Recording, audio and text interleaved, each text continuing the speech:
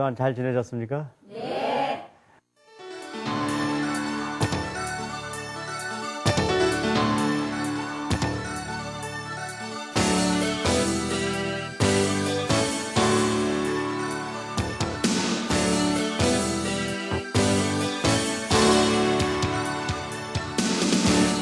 오차원 전면 교육에 대한 제가 강의를 쭉 해오면서 여러분들 제가 항상 이 5가지 얘기하는 것을 정말 귀에 못 박히도록 들으셨을 거예요. 한 인간이 자신의 삶을 승리시키는 중요한 요인이 있는데 그 중에 이제 하나는 자신의 지적인 힘을 기르는 거고요.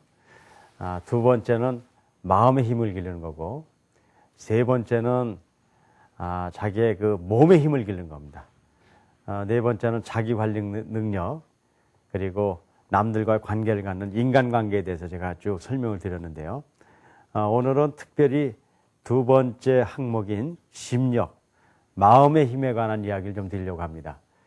마음의 힘, 사람들이 많이 얘기해요. 마음을 잘 먹어야 되고 한번 또 굳게 마음을 먹어서 무엇을 할 수 있다고 얘기하잖아요. 하지만 또 이런 얘기도 있어요. 작심삼일. 마음을 먹어도 3일만 지나면은 또 그것이 흩어진다는 얘기죠.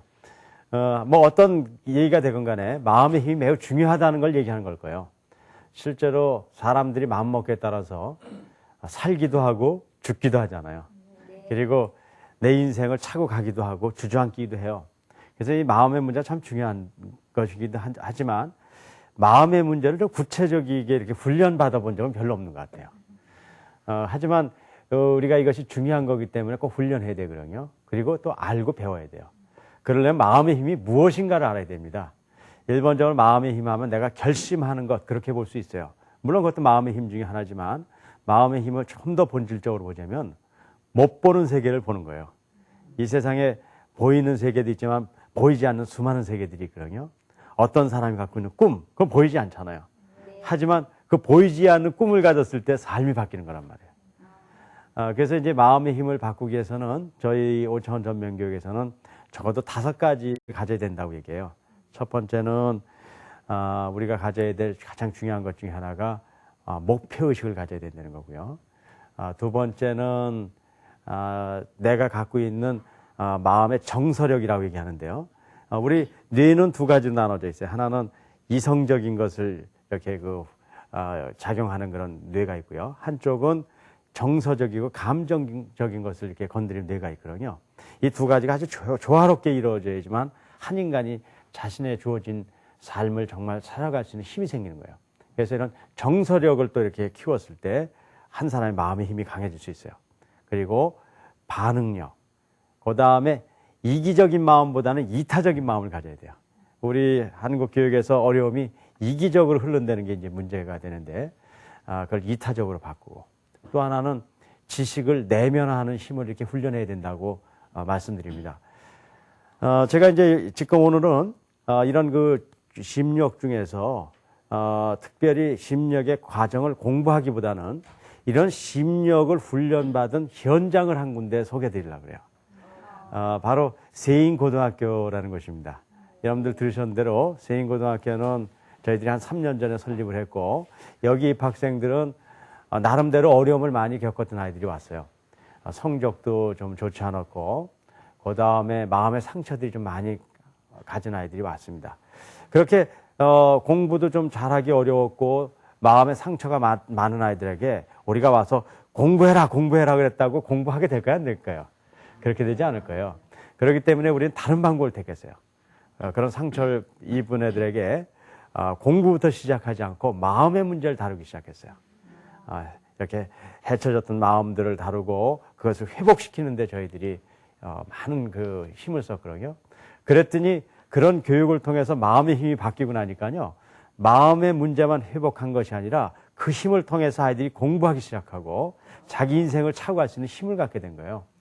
그래서 3년이 지나고 나서 제가 몇 번 이렇게 말씀드린 기억도 나지만 우리 세인고등학생들이 처음 시작할 때는 대학 제대로 갈 애가 몇 명이나 있을까 한 아이들이 결국은 90% 넘는 아이들이 대학까지 가는 그런 기적이 일어났다고요. 네, 그래서 이제 그런 그 심력의 훈련들이 과연 무엇이고 또 그런 것들이 어떻게 작용하길래 이런 일이 일어날 수 있는가에 대해서 우리가 한번 오늘 세인고등학교라는 곳에서 이 심리학 훈련에 대한 그 현장에 대한 이야기를 좀 들어봤으면 좋겠어요. 특별히 오늘은 그 세인고등학교에 교감 선생님을 쭉 해오셨던 김기남 선생님을 모셨습니다. 지난번에도 제가 한번 모셨었는데 많은 분들이 참 공감대를 갖고 그래서 제가 이번에 특별히 한 번 더 모셨어요. 그래서 세인고등학교에서 일어난 여러 가지 정말 의미 있고 가치 있는 일들을 한번 들어보는 그런 시간을 갖도록 하겠습니다. 여러분들 박수로요. 우리 김기남 선생님을 좀 환영합니다.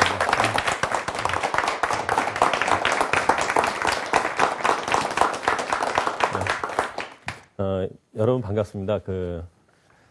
오늘 또 이렇게 아주 좋은 날에 비가 아주 보슬보슬 내리는데 아주 좋은 것 같아요. 그래서 오늘 제가 여러분께 말씀드릴 거는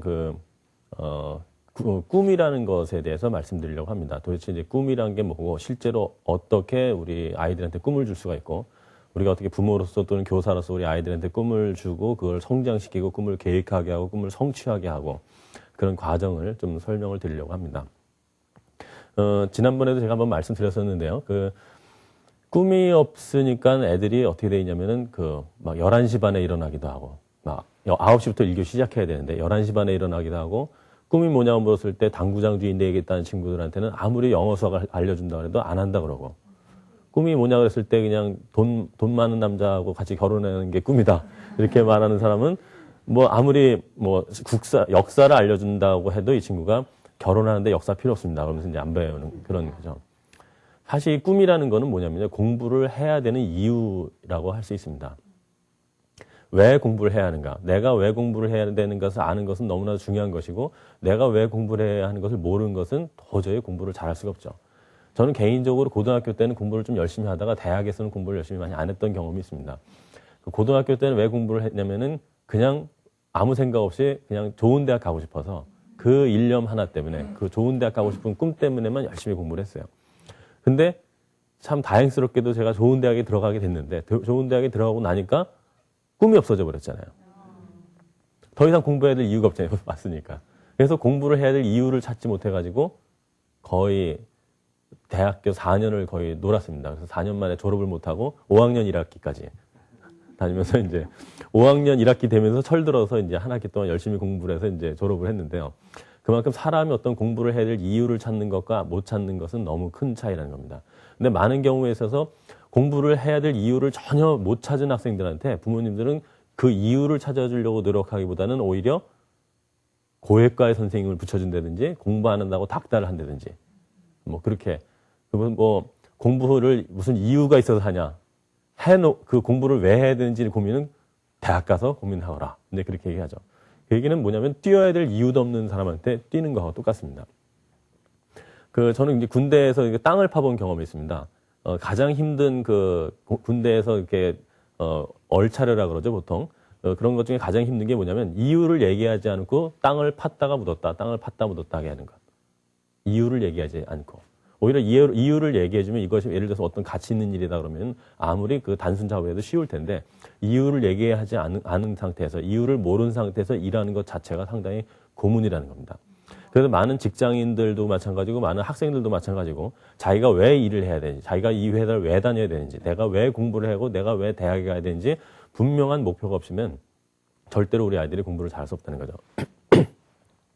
그래서 실제로 많은 문제를 일으키는 청소년들을 보면요. 하나같이 두 가지 공통점이 있다고 제가 지난번에 말씀드렸었는데요. 첫 번째 공통점은 꿈이 없다는 거예요. 애들이 꿈이 없으면 절대로 공부를 못합니다. 공부를 못할 뿐만 아니고 공부해야 될 이유를 모르기 때문에 자기 자신을 방탕하게 살아가게 되죠. 그래서 문제를 일으키는 모든 학생은 그래서 꿈이 없다. 두 번째 문제를 일으키는 학생은 바로 인간관계가 깨진 학생들. 그 두 가지가 현장에서는 가장 우리 아이들을 힘들게 만드는 그런 요소라고 말할 수 있습니다. 지난주에는 오히려 좀 인간관계를 어떻게 하면 회복하는가에 좀 말씀드렸고요. 오늘은 좀 꿈을 어떻게 하면 줄 수 있는가 그러면 어떻게 하면 우리 아이들한테 꿈을 줄 수 있는가 이제 그렇게 제가 그런 얘기를 드리려고 합니다. 꿈을 준다는 건 쉬운 일이 아니죠. 꿈이 없는 사람에게 꿈을 준다는 것은 정말 쉬운 일이 아닙니다. 그러면 우리가 어떻게 하면 꿈을 줄까? 제가 많이 고민했어요. 그래서 1년 동안, 세인고등학교에서 제가 1년 동안 1년 동안 애들한테 꿈을 가져라. 이런 성공하는 모든 사람들은 꿈이 있고 성공하는 모든 사람들은 꿈을 계획하고 꿈을 성취해 나가고 꿈이란 어떤 것이고 꿈은 망상과는 어떻게 다른 것이다. 그런 걸 제가 아주 많이 얘기를 했어요. 1년 동안. 근데 애들이 꿈을 가졌을까요? 안 가졌을까요? 네, 못 가졌습니다. 꿈을 아무리 제가 가르쳐도 애들이 꿈을 갖질 않더라고요. 그래서 제가 사실은 상당히 많이 좌절하고 절망하고 그런데 사실은 제가 좀 좌절하고 절망하기 이전에 먼저 우리 세인고등학교를 처음 개교 시에 그 모토가 있는데 그거를 좀 잘 기억했더라면은 좀 제가 덜 실망했을 텐데 모토가 뭐였냐면 저거였습니다. 가르치지 않는 학교. 저희 세인고등학교는 가르치지 않는 학교 이렇게 이름을 붙였었어요. 가르치지 않는 학교라는 건 뭐냐면 학교가 가르치지 않는다는 게 아니고요. 말로만 가르치지 않겠다는 얘기예요. 말로만 가르치지 않고 내가 행동으로 옮기겠다는 거죠. 저희 세인고등학교에서는 그래서 그 음악 악기를 하나 다룰 줄 모르면 졸업을 안 시킵니다. 그래서 학생들이 전부 다 악기를 배워야 돼요. 근데 선생님들은 더더욱 악기를 배워야 돼요.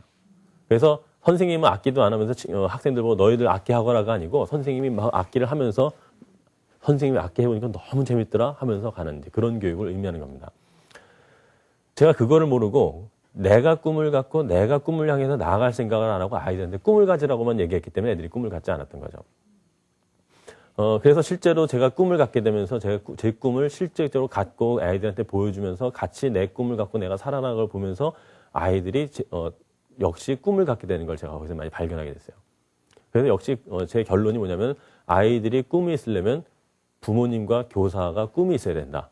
제가 그렇게 얘기를 합니다. 부모님과 교사가 꿈이 없으면 애들이 도저히 꿈을 가질 수가 없어요. 사실 그래서 제가 이런 강의를 어디서 했더니 어떤 어머님이 요 강의 전에 쭉 들으시고선 저한테 오시더니 그러시더라고요. 선생님 우리 애가 꿈이 없어서 선생님 얘기를 들어보니까 우리 애가 꿈이 없어서 공부를 못했군요. 얘는 왜 이렇게 꿈이 없는가 모르겠어요. 넌 왜 이렇게 꿈이 없니? 막 그러시게 혼내시더라고요. 그래서 제가 우스갯소리로 그분한테 그랬어요. 어머니 무덤 파지 마세요. 다음 강의가 엄마가 꿈이 없으면 애가 꿈이 없다는 강의입니다. 그런 얘기를 한 적이 있습니다. 근데 그건 사실입니다. 부모님이 꿈이 없으면 결코 애들이 꿈이 없어요. 선생님이 꿈이 없으면 절대로 애들은 꿈을 갖지 못해요. 여러분 자녀들이 문제아로 또는 비행 청소년으로 자라게 하고 싶지 않으시죠? 그러시면 방법 단 하나 있습니다. 애들한테 꿈을 심어주는 거예요. 근데 애들을 꿈어주는 단 하나의 방법이 뭐라 그랬죠, 제가? 내가 꿈을 갖는 것. 내가 꿈을 갖는 것입니다. 보통 꿈하면 많은 분들이 꿈 같은 얘기라고 생각을 하세요.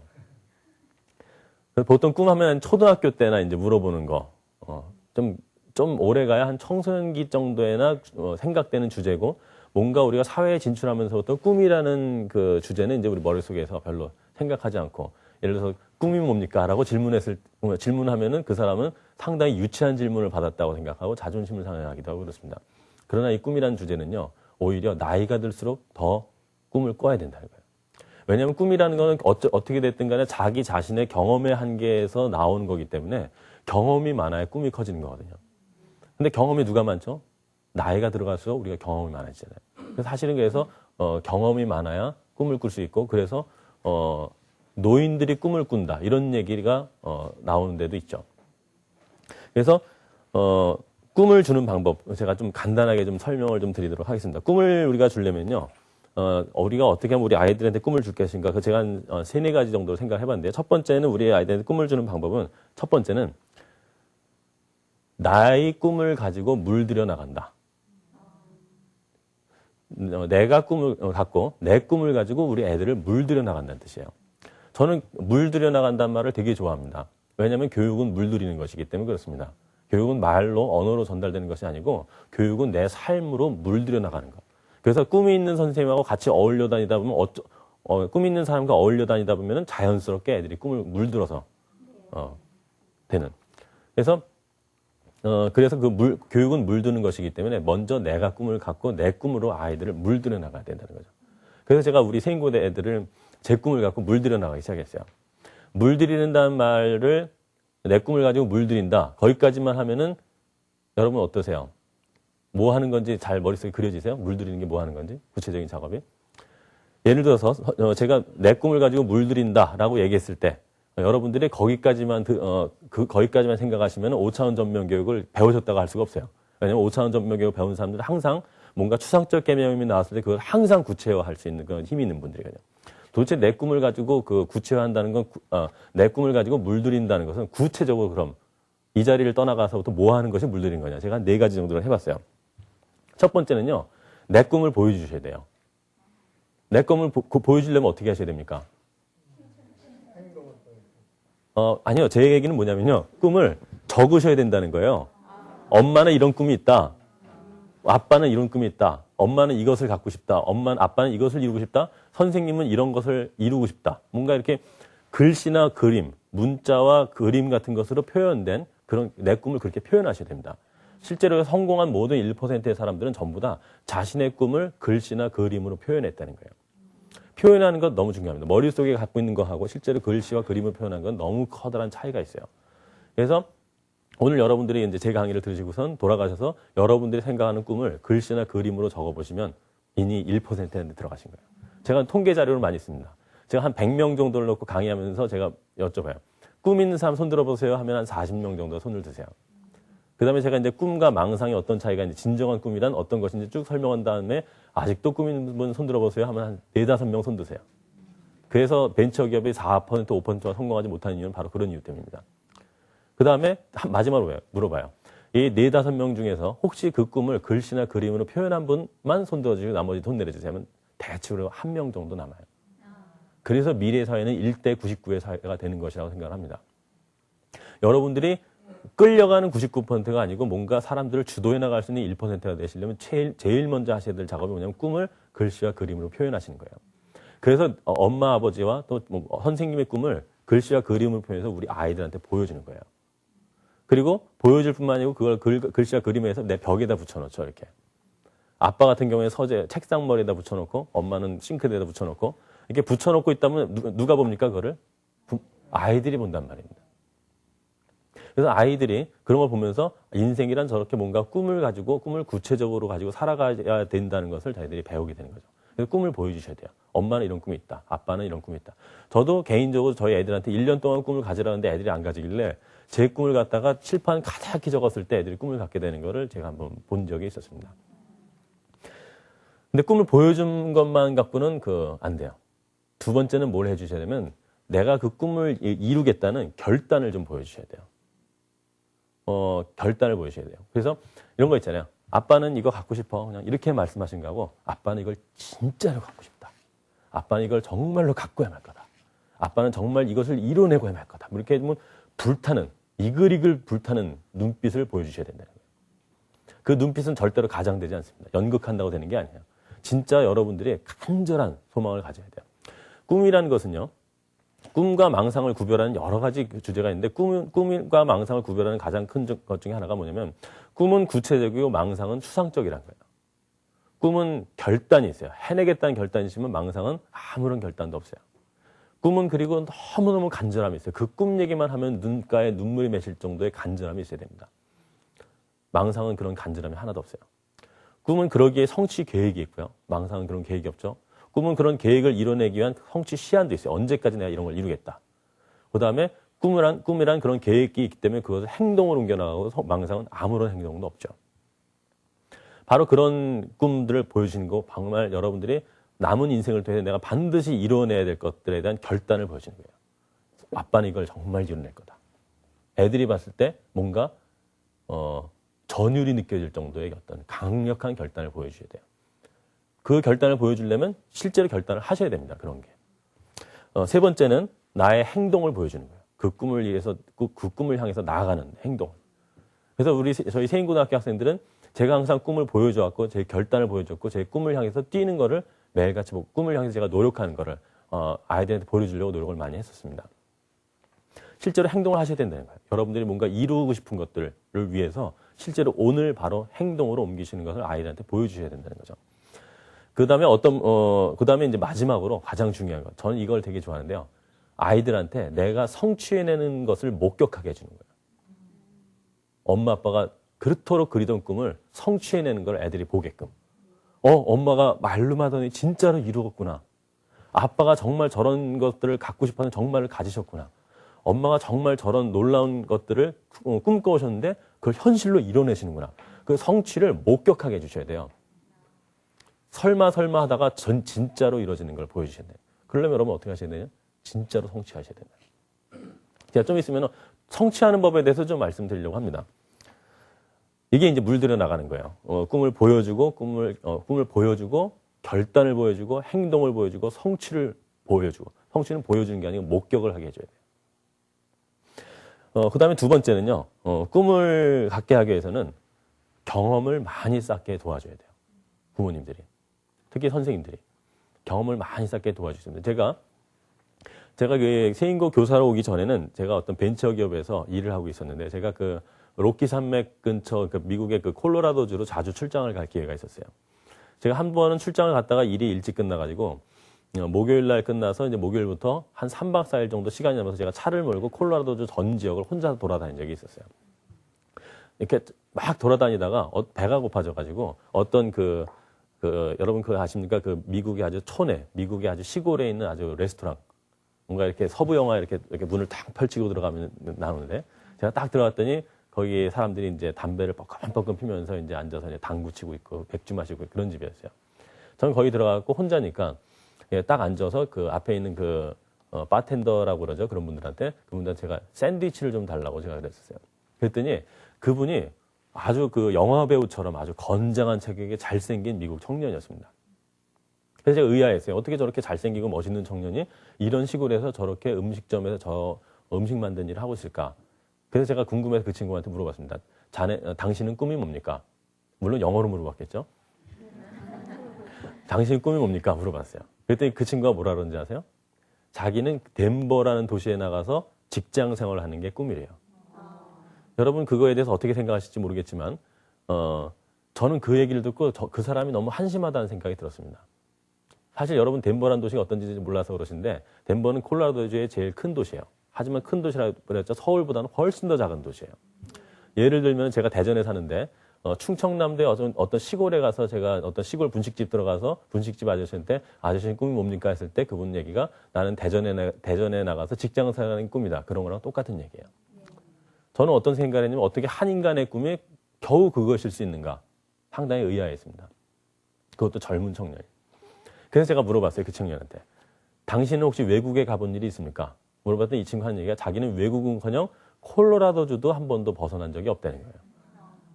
콜로라도주도 한 번도 벗어나 보지 않았기 때문에 콜로라도에서 제일 큰 도시인 덴버에서 직장 생활이 꿈일 수밖에 없는 거죠. 우리 아이들을 그렇게 키우면 안 된다는 겁니다. 많은 경험을 하게 도와줘야 돼요. 그래서 우리 세인고등학교에서는 아이들을 데리고 중국도 가고 일본도 가고 제주도도 가고 여러분 그 여행은요 절대로 지출이라고 생각하시면 안 되고 투자라고 생각하셔야 돼요. 그래서 여행을 위한 계획을 잡으셔야 특히 여행을 가시더라도 뭔가 좀 문화가 다른 것으로 단순히 놀고 오는 것이 아니고 뭔가 문화를 느낄 수 있는 그런 여행을 한다는 건 상당히 중요한 겁니다. 제가 한번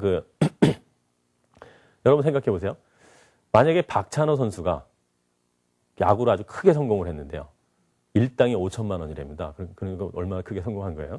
근데 박찬호 선수가 예를 들어서 야구가 없는 나라에 태어나서 야구를 경험해보지 못했다. 그러면 아마 지금처럼 크게 성공하지는 못할 거예요. 우리 박세리 선수가 골프가 없는 나라에 태어났다. 예를 들어 북한 같은 데 태어났다. 그러면 지금처럼 크게 성공하지는 못할 거라는 겁니다. 여러분 자녀나 우리 학생들도 비록 공부를 잘하고 못하고를 떠나서 자기가 했다고 하면은 세계적으로 클 수 있는 뭔가 그런 분야가 있을 수 있어요. 단지 경험하지 못했기 때문에 못하는 아쉬움이 있을 수 있다는 겁니다. 그렇기 때문에 우리는 우리 아이들 공부하라고만 할 게 아니고 도대체 얘가 정말 세계적으로 잘할 수 있는 분야가 어딘지 찾을 수 있도록 경험하도록 많이 도와줘야 된다는 거예요. 경험에는 두 가지가 있습니다. 직접 경험과 간접 경험이 있어요. 직접 경험은 여러 가지 여행이라든지 봉사라든지 어디 방문을 하는 거라든지 그런 것들이 이제 직접 경험이라고 할 수 있겠죠. 간접 경험은 어떤 독서를 하는 것이 가장 큰 간접 경험이고요. 영화를 보는 것도 간접 경험이고요. 그다음에 어떤 사람의 이야기를 듣는 것도 간접 경험이에요. 우리 세인고등학교에는 현재 우리 세인고등학교에 교무장을 하고 계시는 선생님이 계신데요. 그분은 시골에서 자라셨는데 그분 동네에는 중학교 이상을 나온 사람이 아무도 없다 그래요. 그분 혼자 그래서 자기도 중학교까지 가는 것이 정상적이라고 생각을 했다는 거예요. 아무도 중학교 이상이 나온 사람이 없으니까. 왜냐하면 중학교 이상 나온 사람을 경험해보지 못했다는 거예요. 그래서 애들도 중학교까지 갈 거라고 생각하고 있고 부모도 중학교까지만 갈 거라고 생각을 하고 있고. 그런데 하루는 이 선생님이 사시는 지역에 어떤 청년 한 분이 들어왔대요. 그래서 그분이 이 꼬마들을 모아놓고 대학이란 것이 있다고 이야기를 해줬다는 거예요. 대학이란 이런 것이 있고 이런 것이 있다. 너희들은 중학교를 넘어서 대학도 가야 된다. 그래서 이분이 자기가 대학을 가야 되겠다는 꿈이 생겼다는 거예요. 만약에 그런 이야기를 듣지 못했다면, 비록 대학에 가본 건 아니지만 간접적으로 이야기를 듣지 못했다면 그런 사람은 그런 꿈을 갖지 못했을 거라는 겁니다. 그래서 결국 그런 꿈을 갖기 위해서는 어떤 직접 경험과 간접 경험을 많이 하셔야 된다는 거예요. 그래서 우리 아이들을 직접 경험과 간접 경험을 많이 할 수 있도록 도와주셔야 돼요.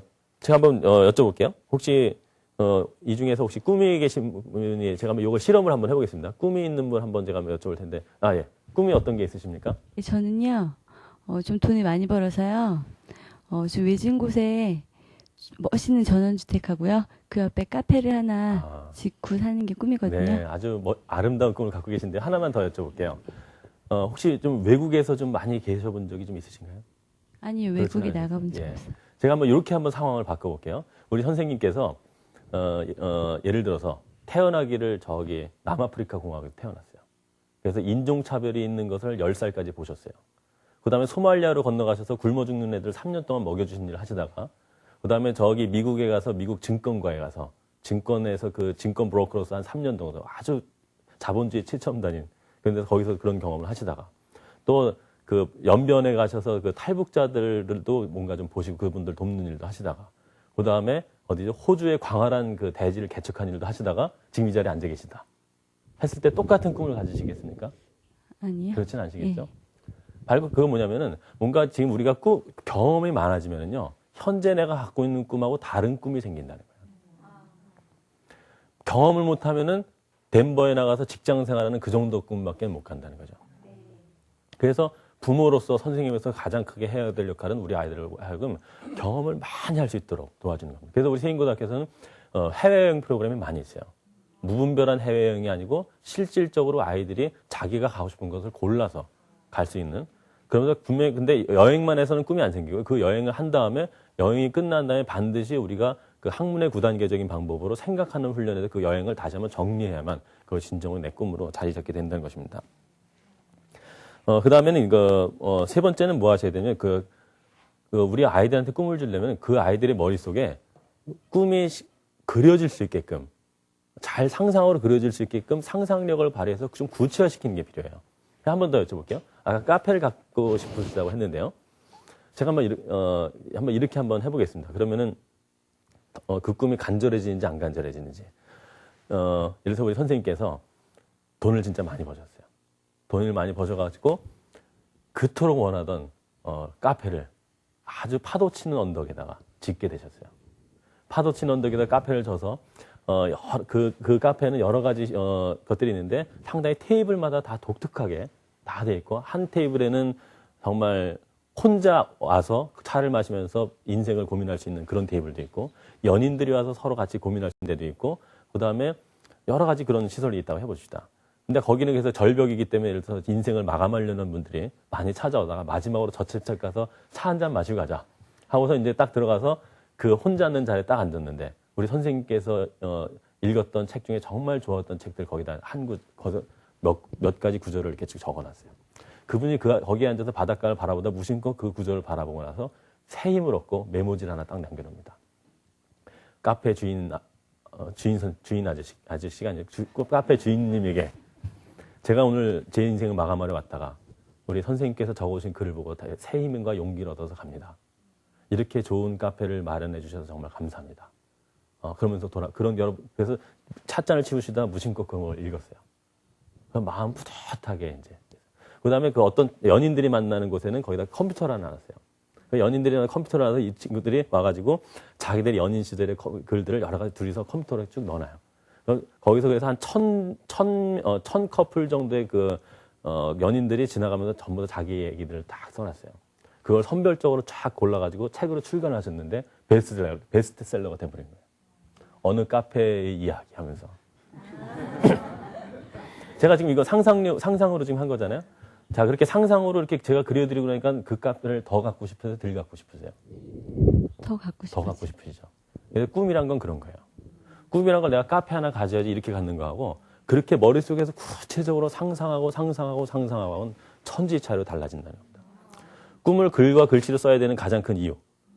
글과 글씨를 써서 그림과 글씨나 그림과 써서 붙여놓고 계속해서 보면서 묵상하지 않으면 묵상이란 건 그 꿈을 계속 상상하는 거죠. 성취된 순간을 상상하는 거죠. 그런 상상하는 순간 계속해서 간절해지고 간절함이 더 커지면 어떻게 되냐면 내가 뭔가 그것을 향해서 갈 확률이 더 커진다는 겁니다. 그래서 우리 선생님들이 해줘야 될 역할은 우리 아이들이 갖는 꿈을 구체적으로 가질 수 있도록 아이들의 꿈을 구체화시켜줄 뿐만 아니라 걔네들의 꿈을 지금 제가 한 같은 뭔가 성공한 순간을 상상하게끔 해주는 건 상당히 중요하다고 할 수 있습니다. 그 다음에 마지막으로는요, 그것만 갖고 부족해요. 우리가 뭐 꿈을 갖기 싫어서 안 갖습니까? 꿈을 가져도 이루어질 방법이 안 보이기 때문에 갖기 어려운 거 아니겠어요? 그래서 우리 아이들에게 어떤 꿈을 갖더라도 그 꿈을 이룰 수 있는 구체적인 방법을 보여주고 너는 반드시 할 수 있다라고 자신있게 얘기해 주실 수 있어야 돼요. 지난번에 제가 강의를 했을 때 주인공이었던 학생이 하나 있었습니다. 모르겠는데요, 학생. 그 학생 같은 경우에 저도 몰랐었는데요. 졸업식 때 이 친구가 한마디를 하는데 자기가 변화되게 된 첫 번째 요인이 가장 중요한 요인이 뭐냐면은 자기가 무심코 전 리더가 되겠습니다 했을 때 선생님이 아주 진지하게 자기 얼굴을 쳐다보면서 너는 리더가 될 수 있다 라고 얘기해 준 거라는 거예요. 자기는 인생 들어서 처음으로 선생님이 네가 뭔가 할 수 있다고 얘기한 게 처음 들었다는 거예요. 그래서 이 친구가 그때까지는 뭐 불명확하게 리더나 됐으면 좋겠다 했는데 그 얘기를 듣는다면서 자기가 리더가 돼야 됐다는 생각을 확실하게 했다고 합니다. 그게 자기가 터닝 포인트였다고 졸업식 날 이제 얘기를 하더라고요. 그만큼 우리가 뭔가 선생님과 부모님들이 할 수 있다라고 얘기해 주는 것이 너무 중요하다는 거예요. 할 수 있다라고 얘기해 주는. 근데 할 수 있다라는 걸 할 수 있다라는 얘기를 말로만 해주는 게 아니에요. 할 수 있다라는 얘기는 누구만 할 수 있는 거면 자기 꿈을 이루어 본 경험 있는 사람만이 당신도 할 수 있다라고 얘기를 해주는 거죠. 여러분 생각해 보세요. 어떤 고등학생 야구를 하는데 어떤 고등학생 투수가 있다고 해봅시다. 근데 우리나라 어떤 아마추어 야구 선수가 한 분이 오셔가지고 그 투수한테 자네 공 던지는 폼을 보니까 자네 메이저리그 가도 아마 최고의 투수가 될 것일세 하면 그게 믿어질까요? 안 믿어지죠? 근데 예를 들어서 박찬호 선수 같은 분이 딱 와가지고 자네 폼을 보니까 자네 분명히 미국에 오면 나보다 더 성공할 것 같네. 그럼 믿어질까요? 믿어진다는 거예요. 그래서 뭔가 너 할 수 있다 얘기해 줄 수 있으려면 내가 뭔가 해본 경험이 있어야 된다. 이루어본 경험이. 저도 그래서 어떤 경우에는 어떤 우리 학생 보고 넌 할 수 있다라고 얘기해 주기도 하고 무턱대고 해주는 게 아니고 넌 할 수 있다라고 얘기해 주기도 하고 어떨 때는 꿈 깨라 저도 그렇게 얘기할 때도 있어요. 꿈 깨라고 얘기해 줄 때 너 할 수 있다고 얘기해 준 경우는 그 아이의 자세를 보고 하는 겁니다. 그 아이가 정말 구체적인 꿈을 갖고 있는가, 대가를 지불하려고 하는가, 해내려는 결단과 간절함이 있는가 이런 걸 보고서 하는 거죠. 그래서 너 할 수 있다라는 얘기를 계속해서 해주셔야 돼요. 세상에 많은 전기를 보면 많이 방탕하던 사람이 한 번의 격려와 칭찬으로 자신의 인생을 바꾼 경우가 너무나도 많다는 거죠. 바로 우리가 그런 걸 해야 된다는 겁니다. 그래서 제가 정리하면 꿈이 없는 사람의 꿈을 주려면은 첫째는 내가 먼저 꿈을 갖고 이뤄본 경험이 있어야 되고 또 꿈을 갖다가 아이들한테 보여주고 그 경험을 할 수 있게 해주고 상상할 수 있도록 구체적으로 상상할 수 있도록 해주고 그다음에 너 할 수 있다라고 얘기해주고 왜 할 수 있다라고 얘기만 해주는 것이 아니고 왜 할 수 있는지 구체적으로 1번 뭐 하고 2번 뭐 하고 3번 뭐 하고 4번 뭐 하면 네가 할 수 있다 얘기해 주는 거죠. 그러기 위해서는 우리가 뭘 해야 되냐면 만약에 근데 우리 친구가 우리 학생이 예를 들어서 뭐 어떤 카피라이터가 되겠다 얘기했을 때 제가 카피라이터가 아니잖아요. 그럼 제가 할 수 있다라는 얘기는 저는 꿈을 이루는 일반적인 원리에서는 얘기할 수 있지만 카피라이터가 되기 위해서 얘가 뭘 해야 되는지 얘기해 줄 수 있는 건 아니에요. 그래서 제가 한 역할이 뭐냐면 우리나라 최고의 카피라이터를 찾아서 만나게 해주는 거예요. 여러분 자녀들이 어떤 자녀나 우리 아이들이 뭔가 되고 싶다고 하잖아요. 그럼 그 분야에 되도록이면 세계 최고의 대가들과 만날 수 있게 해주는 거예요. 너무너무 중요합니다. 왜냐하면 꿈을 이룬 사람과 하고 같이 다녀야만 이루어지는 거기 때문에 그래요. 그래서 우리나라 최고의 카피라이터를 제가 만나게 해줬어요. 여러분 어떤 분야라도 최고의 경지에 올라간 사람은 그런 요청 별로 거절하지 않습니다. 만약에 그런 요청을 거절하는 사람이라면 최고가 아니에요. 안 만나도 돼 그런 사람들은. 그래서 제가 그 카피라이터한테 전화해서 우리 학생 중에 하나가 당신 같은 카피라이터 되고 싶어 하는데 얘 좀 한번 만나줄 수 있겠습니까? 이렇게 해서 둘이 만나서 그분이 네가 나 같은 카피라이터 되려면 지금부터 무엇을 준비해야 된다. 구체적으로 보여주고 네가 이것만 하면 너 할 수 있다. 그럼 진짜 그게 꿈이 되는 거죠. 그렇지 않으면 그런 게 꿈으로서 자리 잡지 않아요. 자, 마지막으로 그럼 도대체 내가 꿈을 갖는 거, 꿈을 주는 건 알겠는데 지금 얘기를 들어보니까 우리 아이한테 꿈을 좀 내가 꿈을 갖고 내가 꿈을 성취해야 되는데 그럼 나는 어떻게 꿈을 갖고 어떻게 성취하느냐? 똑같아요. 여러분도 꿈을 갖다가 갖기 위해서는 경험을 하시고 상상하시고 구체화하시고 필요해요. 그럼 꿈을 어떻게 성취해내느냐? 제가 그 얘기를 잠깐 좀 드리고서 이제 끝내려고 합니다. 요 지점이 우리가 원하는 어떤 꿈이라고 해봅시다. 요 지점이 우리가 이루는 어떤 원대한 꿈이라고 했을 때, 근데 우리 아이가 아니고 이제 내 얘기죠. 사실 내가 꿈을 이루는 것이 우리 아이들 꿈을 이루는 직접적인 영향이기 때문에 내가 꿈을 이루기 위해서는 내가 지금 이 현재 상태가 여기예요. 현재. 내 현재 상태가 여기인데 내가 이곳에 서서 어떻게 하면 여기까지 갈 수 있는가? 이 꿈을 이뤄낼 수 있는가? 이제 그 얘기를 드릴 거예요. 이 현재의 위치에서 꿈을 바라보면은 너무나도 먼 거죠. 너무 먼 데에서 저걸 정말 내가 이룰 수 있을까 고민하는 거예요. 이거는 세 가지가 있어야지만 이루어집니다. 첫 번째는 믿음이 있어야지 이루어져요. 뭐냐면 현실과 꿈 사이를 메울 수 있는 거는 믿음밖에 없어요. 그래서 어떤 책에는 믿음이라는 건 바라는 것들을 실상으로 바라보는 힘이다. 그런 얘기로 써 있죠. 믿음이란 바라는 것을 실상으로 볼 수 있는 힘. 바라는 것들을 실상으로 볼 수 있는 힘이 믿음이라는 거예요. 또 하나, 보이지 않는 것이 이루어진다는 증거다. 그렇게도 써 있습니다. 그래서 믿음이란 바라는 것들의 실상이고 보지 못하는 것들이 이루어진다는 증거다. 바로 믿음이 바로 요구를 메울 수 있는 핵심이라는 거예요. 근데 이런 믿음 어떻게 생긴지 아세요? 믿음이 생기려면 방법이 없어요. 이미 여기 있는 사람이 알려줘야만 이루어질 수 있어요. 그렇기 때문에 믿음이 있으려면 이미 이 꿈을 내가 이룬 사람하고 어울리지 않고는 결코 믿음이 생기지 않습니다. 그래서 그런 믿음이 있어야 돼요. 두 번째는 자르셔야 돼요. 자른다. 자른다는 건 뭐냐면 코끼리를 어떻게 먹는지 아세요? 잘라서 한 입씩. 만약에 30년 꿈이면 이걸 10년 단위로 자르고 5년 단위로 자르고 1년 단위로 자르고 1년을 또 12달로 자르고 12달 또 12달 중에 한 달 끄집어내서 또 4주로 자르고 4주를 하루로 잘라서 그 하루를 살아가는 거죠. 그래서 내가 오늘 요거를 하루를 살아가면은 하루 더 이 30년 꿈에 다다르는 겁니다. 네, 그다음에 세 번째는 성취를 연습하셔야 된다는 겁니다. 여러분 이것이 어떻게 들리실지 모르겠는데요. 성취를 연습해보지 못한 사람은 작은 일에서 성취를 못해본 사람은 큰 일에 절대로 성취를 못하게 되어 있습니다. 그래서 비록 이 목표와 직접적인 관련이 없다 할지라도 뭔가 다른 부분에서 작은 부분에서 계속해서 성취를 했던 사람은 큰 것도 성취를 하는 겁니다. 자, 성취를 하기 위해서는 저희가 4가지 단계를 제가 이제 우리 애들하고 하면서 좀 알게 됐는데 첫 번째는 뭐냐면요. 목표를 설정하는 거예요. 이 목표를 설정하는 것인데 이 목표 설정이란 거는 결코 이 원대한 꿈과 관련이 있는 것도 괜찮지만 관련이 없어도 별 문제가 없다는 겁니다. 근데 이 목표 설정을 함에 있어서 목표 설정을 너무 큰 걸 하지 마시고 예를 들면 요번 주 또는 요번 달 이내에 할 수 있는 것. 내가 요번 달에 뭔가 각고의 노력을 들여서 해낼 수 있는 그런 목표를 설정을 하셔야 된다는 겁니다. 요번 달에 성취할 수 있는 것. 여러분 근데 요번 달에 성취할 목표를 하는 데 있어서 이거 갖다가 좀 쉬운 목표를 하셔야 되겠어요? 어려운 목표를 하셔야 되겠어요? 어려운 걸 해야죠. 너무 어려운 걸 해야 될까요? 예. 너무 어려운 걸 하지 마시고 내 능력보다 조금 바깥에 있는 것. 그래서 내 능력이 요만큼이다. 그러면 내 능력보다 조금 바깥에 있는 것. 그래서 요거를 하는 거예요. 근데 이거 쉽지 않아요. 이런 것도.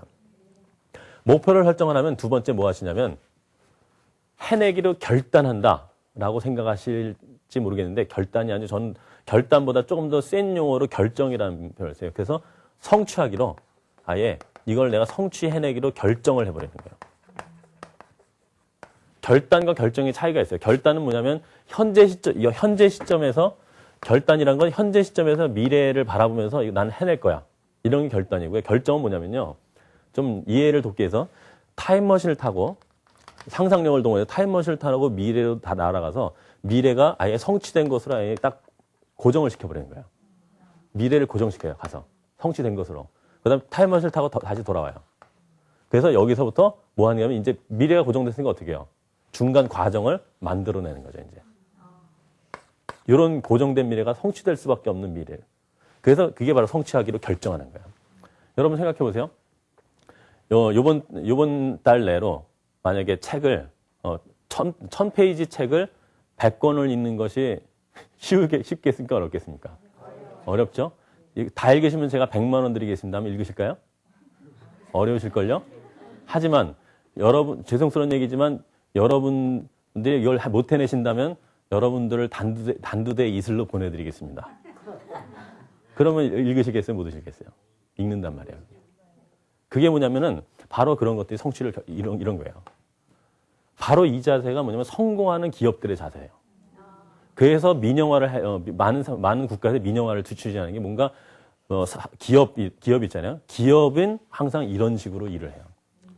안 되면 망하니까. 안 되면 진짜 죽으니까. 학교나 연구소는 안 되면 그냥 혼나기만 하면 돼요.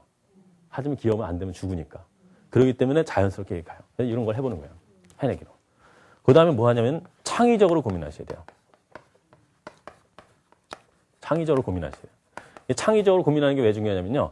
고정관념의 방법으로는 도대체 이게 이루어지지가 않아요. 이때까지 했던 방법으로는 여기까지밖에 못 가는 거 아니에요.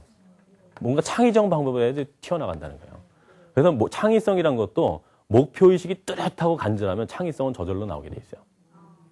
그래서 창의적으로 고민하셔야 돼요. 그 다음에 네 번째는 이제 행동하시는 거죠. 이런 걸 하시는 겁니다. 제가 이런 예들을 좀 몇 가지 이런 걸 가장 잘했던 분들이 우리나라를 일궈낸 기업가들이 대체로 이런 성향들을 갖고 계세요. 특히 정주영 씨 같은 분은 이런 성향이 아주 짙은 분 중에 한 분이죠. 제가 한 가지 제 이야기를 제가 했던 연습을 하나 말씀드리고 끝내겠습니다. 제가 한 번은 전주에 있는 어떤 동물원으로 놀러 간 일이 있었어요. 우리 처갓집 식구들하고. 근데 저희 아기가 헬륨가스를 넣는 인형 풍선을 사달라고 한 일이 있었어요. 그래서 제가, 아빠가 집에 가서 사줄게. 여긴 비싸니까 안 사줬어요. 그랬더니 얘가 좀 있다가 우리 사촌애가 그걸 똑같은 걸 들고 나니까 얘가 저한테 와가지고, 아빠, 저도 풍선 사주세요. 제가 사줬잖아요. 저도 사주세요. 아빠 사랑해요. 그런데 어떻게 사주겠어요? 안 사주겠어요? 사줘야죠. 제가 사줬어요. 그랬더니 얘가 아빠가 사준 거로 붙잡고 부둥켜 안고 아무도 못 만지게 하다가 인생이란 게 집착하면 어떻게 됩니까? 날아가잖아요. 그 풍선을 묶었던 실이 풀러져서 날아가는 거예요. 저는 그때 누워있었는데 갑자기 우리 애가 방송 대곡을 하길래 딱 일어나서 봤더니 풍선이 날아가고 있는 거예요.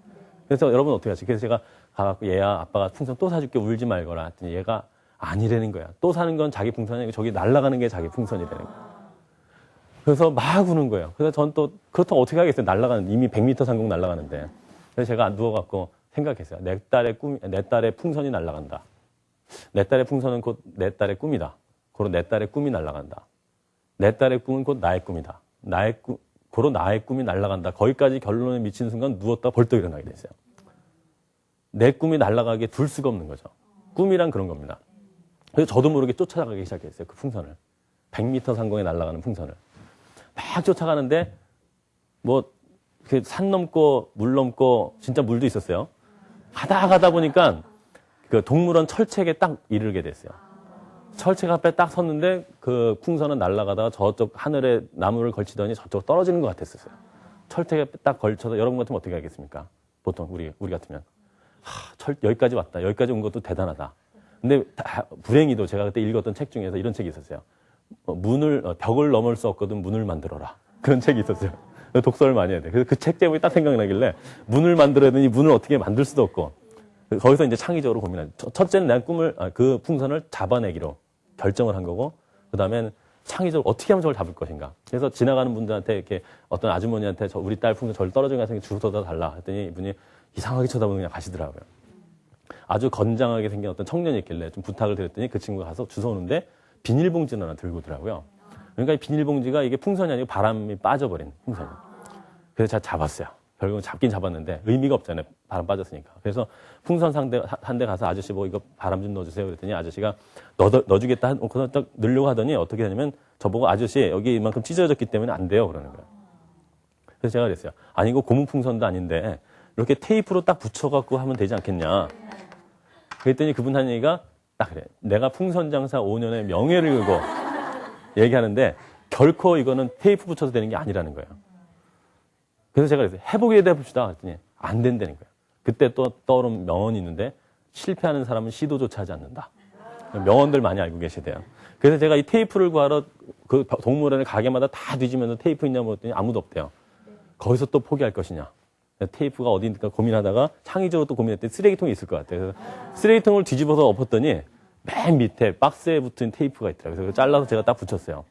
그래서 그 아줌마한테 갖다 주면, 아니, 아저씨한테 해주면 안 될 것 같아서 그 옆에 있는 다른 풍선장사한테 해서 여기를 제가 손으로 가리고 바람 넣어달라고 했더니 바람을 딱 넣었더니 그게 딱 원상복귀 되는 거예요. 제가 그걸 들고선 딱 우리 가족 앞에 나타났습니다. 우리 처가 식구들은 다 뒤로 넘어가고 저희 장모님은 저보고 아 우리 김서방은 뭘 해도 성공하겠구만. 저희 집사람은 제가 원래 그런 사람인지 아니까 별로 놀라지도 않고. 저희 딸은 어땠겠습니까? 아 우리 아빠는 슈퍼맨이다. 근데 여러분 생각해보세요. 제가 가면서 가면서 그 풍선을 쫓아가는 척하면서 해고 사올 수도 있었어요. 근데 제가 왜 그랬냐면 저는 연습하려고. 저는 항상 성취를 연습해야 된다는 고민을 많이 하고 살았습니다. 그래서 30분 동안 쫓아다니면서 제가 무슨 생각이냐면 내가 인생을 이런 자세로 살아야지. 내가 어떤 목표가 있더라도 창의적으로 해서 저걸 이뤄내야지. 그래서 사실 저는 인생을 훈련하는 측면에서 그렇게 했는데 그런 연습이 우리 인생 가운데 계속해서 이어지면 어떤 커다란 목표를 할지라도 성취를 쓰는 자신감이 있다는 거죠. 근데 중요한 거는 이런 어떤 끈질긴 자세로 아주 나쁜 꿈을 추구하면 얼마나 위험합니까, 이게. 나쁜 일을 하는데 그렇게 끈질기면. 그렇기 때문에 우리가 반드시 이타적이고 선한 꿈을 이루기 위해서 그런 어떤 끈질긴 투지의 자세를 가지고 가는 것이 꿈을 이루는 길이고 그런 것이 정말 마음의 힘이 강한 사람이다. 제가 이렇게 생각이 좀 듭니다. 오늘 이렇게 오랜 시간 동안 들어주셔서 감사합니다.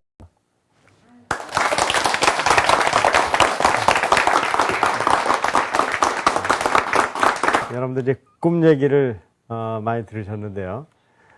이 꿈 얘기는 그냥 단순히 그냥 뭐 지나가는 얘기가 아니고요.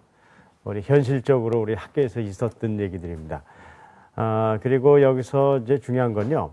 우리가 이런 꿈 같은 것들이 이루어지기 위해서 우리가 꿈을 크게 가져야 된다. 그런 얘기로만 안 된다는 것이에요.